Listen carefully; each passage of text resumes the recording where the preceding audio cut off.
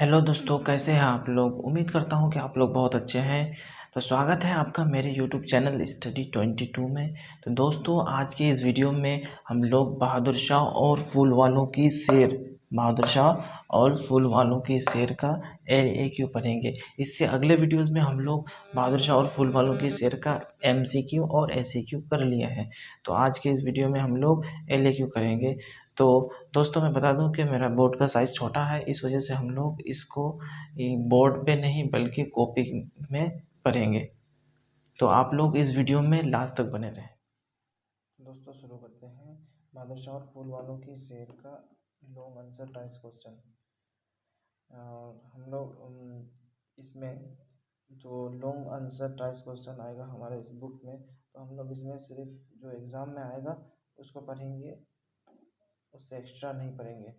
तो इससे अगला वाले क्वेश्चन में एक क्वेश्चन आ चुका था कि बहादुर फरतुल्लाह बेग की नज़र निगारी का जायज़ा लीजिए। तो इस बार आने का ये बहुत बड़ा चांस है। तो इस बार क्वेश्चन इस तरह से पूछ सकता है कि बहादुर शाह और फूल वालों की शेर का खुलासा, या क्वेश्चन ये भी पूछ सकता है कि बहादुर शाह और फूल वालों की शेर का तनकीदी जायज़ा लीजिए। तो क्वेश्चन दो है, आंसर एक होगा। क्वेश्चन किसी तरह से भी पूछ सकता है। तो हम लोग शुरू करते हैं। बहादुर शाह और फूल वालों की शेर का खुलासा, या बहादुर शाह और फूल वालों की शेर का तनकीदी जायज़ा लीजिए। बहादुर शाह और फूल वालों की शेर मिर्ज़ा फ़खरुद्दीन बेग का एक दिलचस्प और खूबसूरत मजमून है। मुग़ल सल्तनत की जड़ इतनी गहराई तक पहुँच चुकी थी कि ज़माने के अंदर उसे हिलाने की ताकत नहीं थी। अंग्रेज़ों ने मुख्तलिफ साजिशों के ज़रिए इस बराए नाम बादशाहत को तख्त से उतारने और किला से बाहर निकलने की कोशिश की, लेकिन हमेशा नाकाम साबित हुए।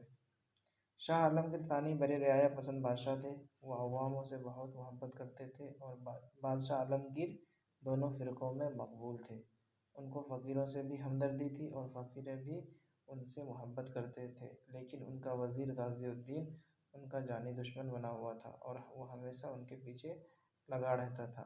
एक दिन उसने एक साजिश के ज़रिए बादशाह को एक फ़कीर से मिलने के लिए उकसाया, और रात को जब बादशाह तनहा किला से निकलकर फ़कीर से मिलने गया, तो गाज़ीउद्दीन के 4 बदमाशों ने बादशाह को कत्ल कर दिया और उनकी लाश को जमुना नदी के रेत में फेंक दी। लेकिन जब एक बरहमन रामकोर औरत वहाँ से गुज़र रही थी, तो उसकी नज़र बादशाह के लाश पर पड़ी।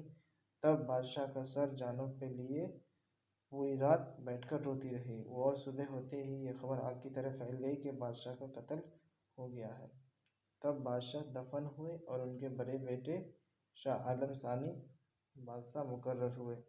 तो उन्होंने राम को औरत को बुलाया और अपनी मुँह बोली बहन बना लिया और उनकी वफादारी के सिले में उन्हें इनाम से नवाजा, और उसी दिन से लाल किला में राखी बंधन का रिवाज शुरू हुआ। फूल वालों की शेर का मेला बहामी हिंदू मुस्लिम की मोहब्बत का नतीजा थी। तो इसे कोई अगर स्क्रीनशॉट लेना चाहता है तो ले लीजिए। मोहब्बत का नतीजा थी।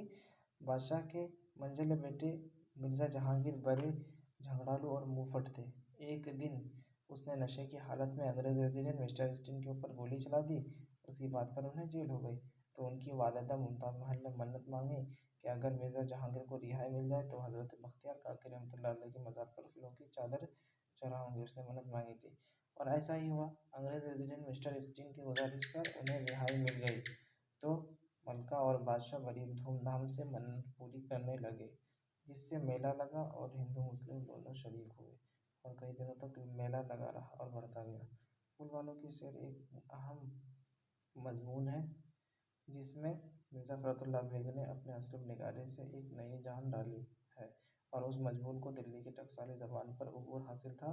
इस तरह देखा गया कि फूल वालों की शेर में मेला हर साल भादों के महीने में मनाया जाता है। कोई स्क्रीनशॉट लेना चाहता है तो ले लीजिए।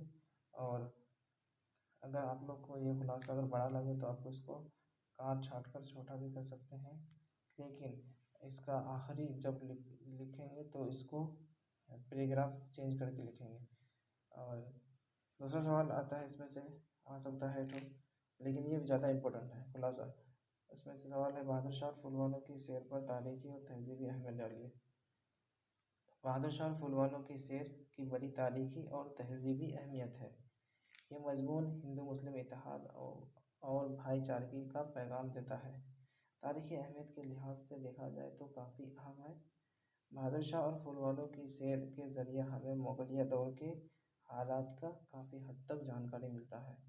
کہا جاتا ہے کہ آخری مغل دور میں مغل حکومت کا زوال ہو چکا تھا۔ یہ شاہی حکومت برائے نام رہ گئی تھی۔ بادشاہ انگریزوں کا وظیفہ خوار بن گیا تھا۔ پورے ملک کا اقتدار و اختیار ایسٹ انڈیا کمپنی کے ہاتھ میں آ گیا تھا۔ وہ ہندوستان کے سیاہ و سفید کے مالک بن گئے تھے۔ تو مغل بادشاہ کے پاس علموں کا ذخیرہ تھی، اس لیے مغل بادشاہ شعر و شاعری کی طرف زیادہ دھیان دیتے تھے۔ پھول والوں کی سیر کا آغاز مرزا جہانگیر اور اس کی والدہ ممتاز محل کی وجہ سے ہوا تھا، جس سے وہ حضرت بختیار کاکی رحمۃ اللہ علیہ کے مزار پر پھولوں کی چادر چڑھا کر اپنی منت پوری کی۔ اس میلہ میں دلی کے ہندو مسلم امیر و غریب سب شریک ہوئے، قلعہ والے بھی اس میلے سے لطف اٹھائے۔ یہ میلہ ہندو مسلم اتحاد کا ایک منہ بولتا ثبوت ہے۔ اس وقت ہندو مسلم امیر و غریب سب مل جل کر رہتے تھے۔ اسی دور میں پھول والوں کی سیر جیسے تہذیبی و ثقافتی میلے کا آغاز ہوا، جس کا سلسلہ آج تک جاری ہے۔